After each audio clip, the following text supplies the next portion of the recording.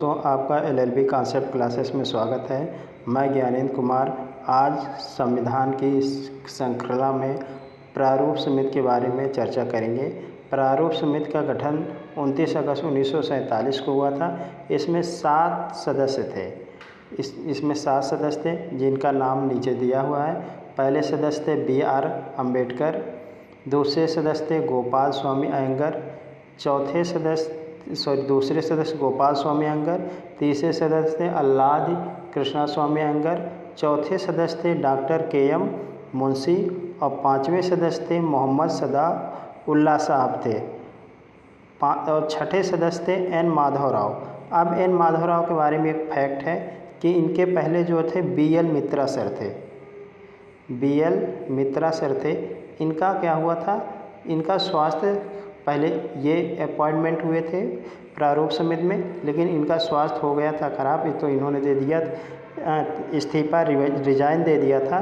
तो BL मित्रा sir की जगह आए थे N माधव राव, अपॉइंटमेंट हुए थे, इनको लिया गया था। तो ये पूछ लिया जाता BL मित्रा की जगह प्रारूप समिति में किनका चयन किया गया, तो N माधव राव का। इसी तरह TM कृष्णाचारी को ध्यान रखेंगे। TM कृष्णाचारी का पहले चुनाव नहीं हुआ था। इनकी जगह ले रहे थे, लिया है इन्होंने DP खेतान की जगह लिया है। DP खेतान। अब DP खेतान का क्या हुआ था, इनकी मृत्यु हो गई थी। DP खेतान की मृत्यु हो गई थी, तो DP खेतान की जगह T कृष्णचारी को लिया गया था। ये याद रखिएगा। प्रारूप समिति के 2 सदस्य लास्ट वाले यानी N माधव राव किसकी जगह आए, BL मित्रा की जगह आए। TM कृष्णाचारी किसकी जगह आए, DP खेतान की जगह आए थे। अगला आगे चलते हैं। अब नेक्स्ट, अब प्रारूप समिति जो ये बन गई थी, तो इसमें क्या हुआ था कि कई सारी समितियां थी, इन पे विचार हुआ। प्रारूप समिति का जो पहला प्रस्ताव प्रकाशित हुआ वो जो है फरवरी 1948 को प्रकाशित हुआ। प्रारूप समिति का जो पहला प्रस्ताव प्रकाशित किया गया था, ये फरवरी 1948 को प्रकाशित हुआ। अब हुआ क्या, इसमें 8 माह का समय दिया गया। लोगों को जो कंप्लेन थी, यानी जो प्रारूप समिति ने जो है अपना क्या किया, 8 माह का समय दिया कि जो लोग हैं अपने जो है विचार रखें, या उनकी कोई प्रॉब्लम है सर, तो उनको जो है कमेटी के सामने रखें। फिर प्रारूप समिति ने दूसरा जो प्रस्ताव दिया था, अक्टूबर 1948 को प्रकाशित किया था। फिर इस तरह से प्रारूप समिति में जो है कुल बैठकें कितनी हुई थी, तो 141 बैठकें हुई थी, जिनमें से प्रारूप समिति ने क्या किया था, 6 माह से भी कम समय लिया था और संविधान का प्रारूप बना करके तैयार कर दिया था। आगे देखते हैं। 141 बैठकें हुई थी और संविधान का अंतिम प्रारूप 4 नवंबर 1948 को पेश किया गया था। पर ध्यान रखिएगा, पहला प्रारूप जो है पेश किया जा रहा है अक्टूबर 1948, पहला प्रस्ताव पहला फरवरी में प्रस्ताव आ रहा है प्रारूप समिति का। दूसरा जो आ रहा है अक्टूबर में आ रहा है।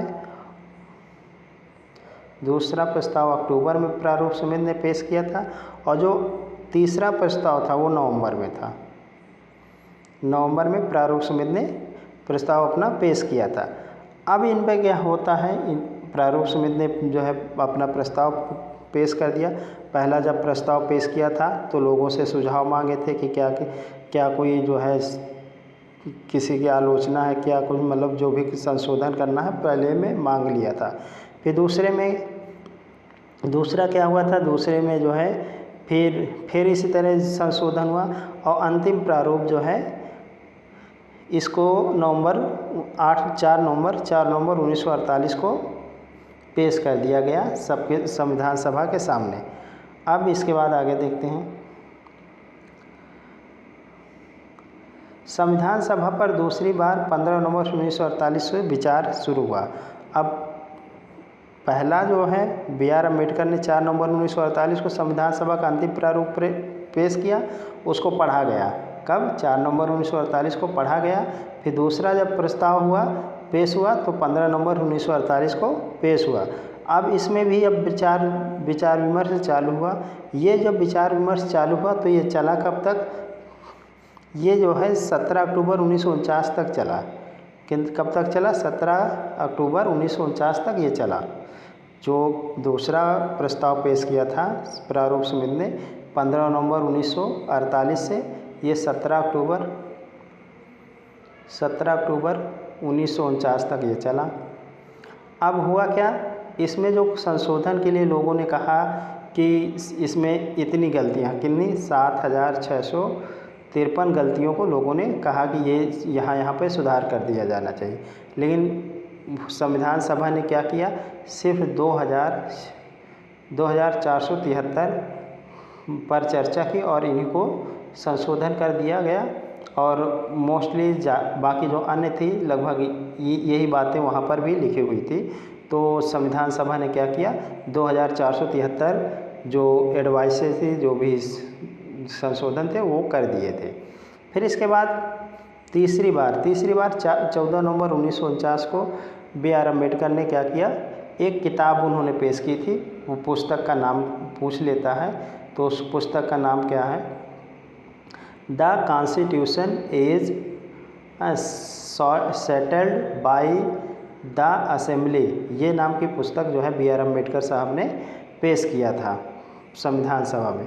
अब इसमें हुआ क्या कि 26 नवंबर 1949 को संविधान सभा में ने इसको पारित कर दिया।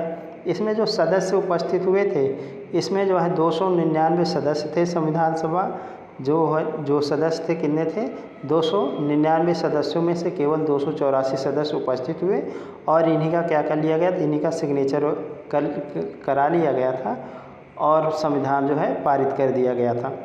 26 नवंबर 1949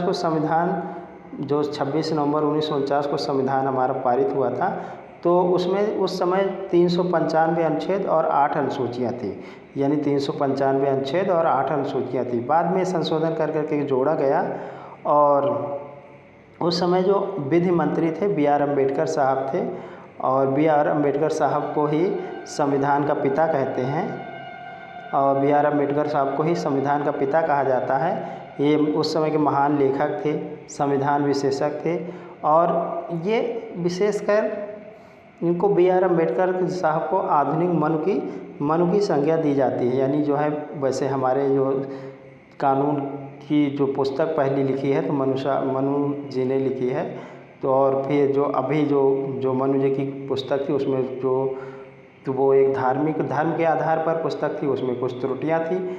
और जो अभी जिसके अनुसार पे हमारा भारत का संविधान चल रहा है उसका लिखने का श्रेय B.R. अम्बेडकर जी को जाता है, इसलिए इनको आधुनिक मनु की संज्ञा दी जाती है। अब ध्यान दीजिए, जब 26 नवंबर 1949 को संविधान में जो है पारित हुआ, तो उस समय जो है अनुच्छेद 5 यानी नागरिकता, 6, 7 और 9, 60 ये अनुच्छेद हैं, ध्यान रखिएगा। 324, 366 और 379, 380 और 388 और 391, 392 और 393 ये स्वतः उस समय जब लागू हो गए थे 26 नवंबर 1949 को। फिर इसके बाद हुआ क्या कि जो हमारा शेष फोर्स देखो 26 नवंबर 1950 को संविधान हमारा लागू कर दिया गया, लेकिन अंशतः पूर्णतः लागू नहीं किया गया।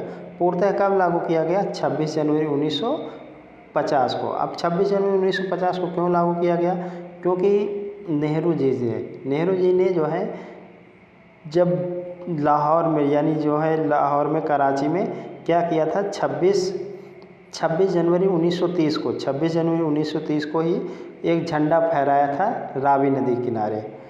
इन्होंने जो है एक झंडा फहराया था रावी नदी किनारे 1930 में, और उसी समय इन्होंने कहा था कि आज से हम जो है क्या हैं, स्वतंत्र हैं और अपना जो है स्वतंत्रता दिवस 26 जनवरी 1930 से मनाना शुरू किया। अब 26 जनवरी 1930 से ये मनाते हुए चले आ रहे थे।